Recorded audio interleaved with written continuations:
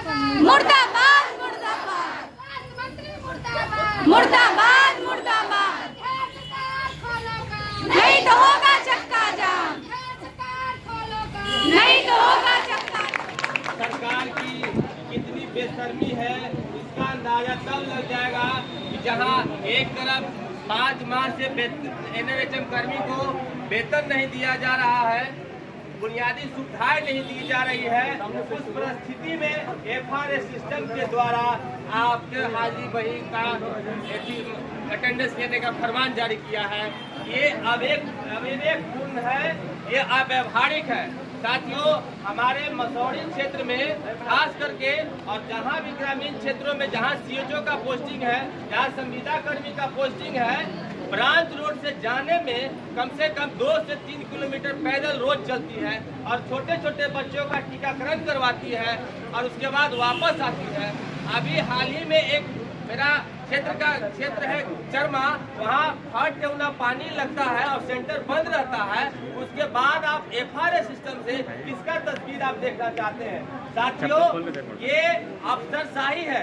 ये एसी में बैठे लोगों को इनको फुर्सत नहीं है कि हमारा ड्यूटी कहाँ चल रहा है, कहाँ देखना चाहिए। ये अपने सुविधा के लिए हम लोग को एफआरएस सिस्टम से हाजिरी बनाने का आदेश जारी किया है। साथियों, आज आंदोलन का 10वां दिन है।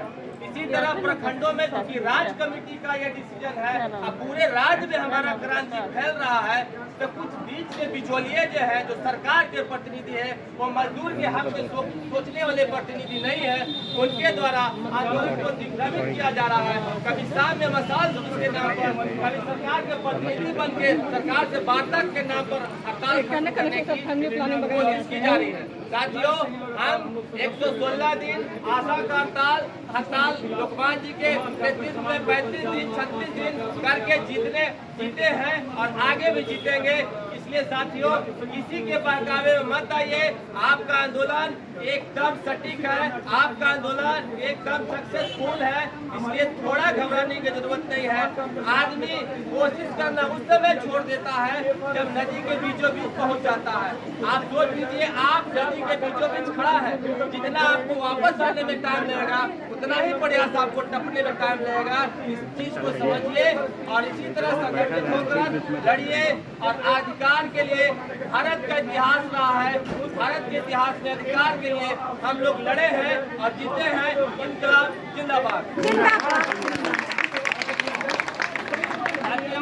अब हम लोग मांग पत्र आपको पढ़ के सुना देते हैं। पहला मांग है समान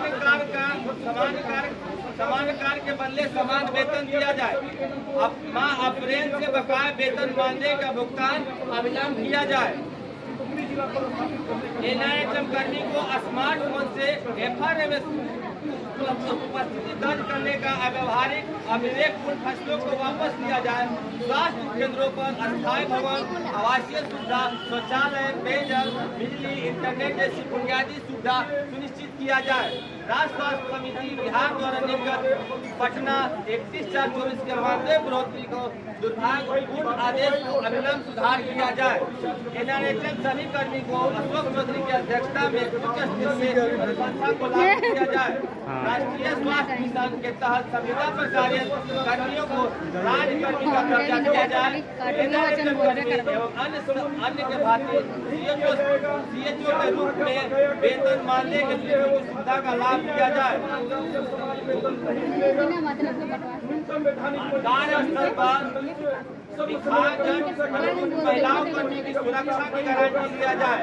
45वें, 46वें, 48वें सम्मेलन में न्यूनतम वैधानिक मजदूरी संविदा कर्मी को दिया जाए।